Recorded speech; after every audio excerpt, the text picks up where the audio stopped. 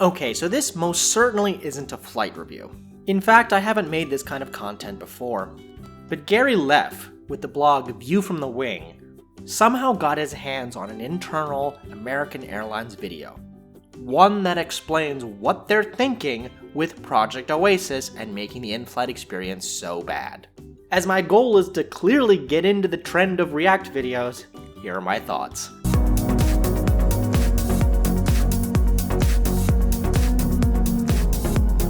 So let's start the video. You've probably heard about the plans to upgrade our entire narrow-body fleet with high-speed Wi-Fi, power for every customer, and bigger overhead bins. And removing in-flight entertainment, and making the lavatory smaller, and making first class more narrow and more uncomfortable. But sure, let's spin it as a customer improvement. But if our goal is to make the aircraft better, why are we also adding more seats? That's a very good question. I think that's a really terrible thing because we've put more seats on the tube. Actually, I would argue that both for our customers, for our team, and for the future of American Airlines, that's an amazing thing. Wait, hold on. Did he just say amazing? Really? Well, even American understands how crazy that sounds. Hear him out. Vasu Raja is the Senior VP of Network Planning. Look, if you go back and think about our airline, like right after deregulation to today, a lot of things have changed. The average fare that a customer pays has come down. That's very true, and I say we live in a golden age of cheap flying. But I don't think anyone is saying we go back to the regulated airline industry days. It's just an issue of supply and demand. If you deregulate, more people can operate flights. Right, in most markets that you go to, Los Angeles, New York, things like that. That doesn't sound like some sort of coastal elite talk. You can fly in fares as low as $29, $50, things like that, right? And yes, there are cheap flights, but they're still the exception rather than the rule. And so the average fares that people have paid has never been lower, yet at the same time, we make money. And how could that be, right? The answer is you don't. American Airlines has traditionally lost money flying passengers, and that only changed in the last fiscal quarter. American Airlines makes its profit by selling American Airlines miles to banks, credit cards, and consumers. And there's really two reasons for that. One is that we have a much bigger network that enables us to collect more revenue, but just as big, and arguably maybe even bigger than that, are the number of seats that we have on the airplane. We're in the process of updating cabins on more than 200 Airbus A321s.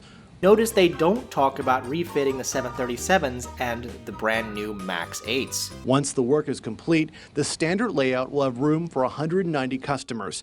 That means we're adding 9 more seats to the legacy American fleet and 3 more to the legacy US Airways fleet. And here we see some of the history. The crew that runs American Airlines now used to run US Airways, and before that America West. They already made the US Airways fleet worse, and now it's American's turn. This adds up to about 1 or 2 more rows per plane, but could make the difference between whether a particular flight makes money or loses it. Let's do Americans' math for them, shall we? By their own logic, 9 seats is the difference between losing and making money. But they already said the tickets are going for $29 to $50. So if an extra $261 to $450 per flight is the difference between making money and losing money, sorry, you have bigger problems going on. Your costs are too high. When it comes to seat density, our competitors seem to be following the same plan. Here's the argument of, well, he did it too. This chart compares the seating on Delta's A321 with ours after Oasis. And here we go, Delta, Delta, Delta. American and United won't do anything unless Delta does it first. The numbers are right in line. And on the A319, Delta actually has more seats on their aircraft. That's because there's a different number of first class and main cabin extra seats. That doesn't mean the seats themselves are any better. But what if we did the opposite? What if we made our aircraft less dense? Wouldn't customers pay more for more room throughout coach? Well, we tried that in the early 2000s. And I actually remember that. That was great, and I really liked flying American back then. Unfortunately, I lived in DC, which was more of a US Airways hub, but I definitely remember that push. And despite a big advertising and marketing campaign, the strategy just didn't pay off. What we unfortunately found out over multiple years is that while customers say they want it, they don't necessarily value it. And our revenue premium versus the industry declined during that time. Okay, so I don't have their numbers here, and maybe they're seeing something I'm not. But I wonder if there was anything going on with the US airline industry in the early 2000s that may have impacted profitability and ticket sales. In economics, we call this an exogenous shock. You can't draw a conclusion about something when there's an external force like 9/11 that uprooted the entire industry. It just wasn't able to generate the same kind of revenue. Nobody else went out and took seats off of the airplane. So that's true, but disingenuous. Nobody else took seats off the planes because, in many instances, they already had more legroom. I'm specifically thinking here of JetBlue, which was founded in 2000, Southwest, Alaska, and Virgin America, all of whom had more legroom at the time. American's effort was only to bring itself back in line with these beloved airlines. I'll skip this bit about flight attendants, but basically they say, look, everyone else is cutting flight attendants, and we have a fifth flight attendant in the cabin when they serve a meal, which they almost never do, so it's irrelevant. Overall network, we actually have a lower percentage of our aircraft that will be at more than 180 seats. Because you have smaller airplanes. Delta has a higher percentage than we do. Delta again! Delta, Delta, Delta! I don't know if this is arrogance or ignorance. Why do you always compare yourself to Delta and not something like Southwest, who is, the largest domestic US airline? And so we feel really confident that with our 4 flight attendants, we're going to be able to deliver a great customer service product. You see that America West tail? Many of our customers are incredibly price sensitive, and while people may say they prefer more pitch, and they do, they're still going to make their decision based on the overall ticket value. This is a very good point. You see, it's our fault. We say that we want better seats, but when push comes to shove, we'll always pick the cheapest ticket. I agree that right now, for American, this is true, but I think they've got the direction of causality wrong. American goes out of their way to compete on price with Spirit and Frontier and other low-cost carriers and offer a similar experience. There is nothing to differentiate American and United from these low-cost carriers. But because of the seats and 2 free check bags and free changes, if Southwest and American ever have the same price, I will always fly Southwest. If American and JetBlue or Alaska have similar prices, I will always pick those airlines over American. American Airlines does not command a revenue premium because of the choices they made, because they took out in-flight entertainment, because they made the seats worse.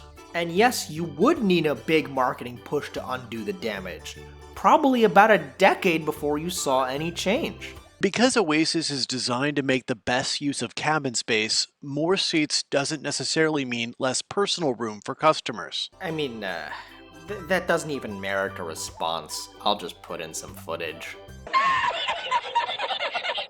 Seats, while there's more of them, the seats are contoured, they're slimline, so people have more actual leg room, they have more comfort in the seat. It's clear even he doesn't believe that. We also offer main cabin extra, so those who want a little more room can pay for it. Ah yes, let's monetize what used to be free. It's the same principle behind basic economy. For most of our elite customers, though, MCE is already complimentary. So our most loyal customers will give their old experience to while making it worse for everyone else. Got it. More choices allow us to serve more customers, which means our company makes more money, which is good for all team members. Again, this argument of choice. Having a bad experience is not a choice. I choose where to fly, and if I want to check a bag, that's enough choices.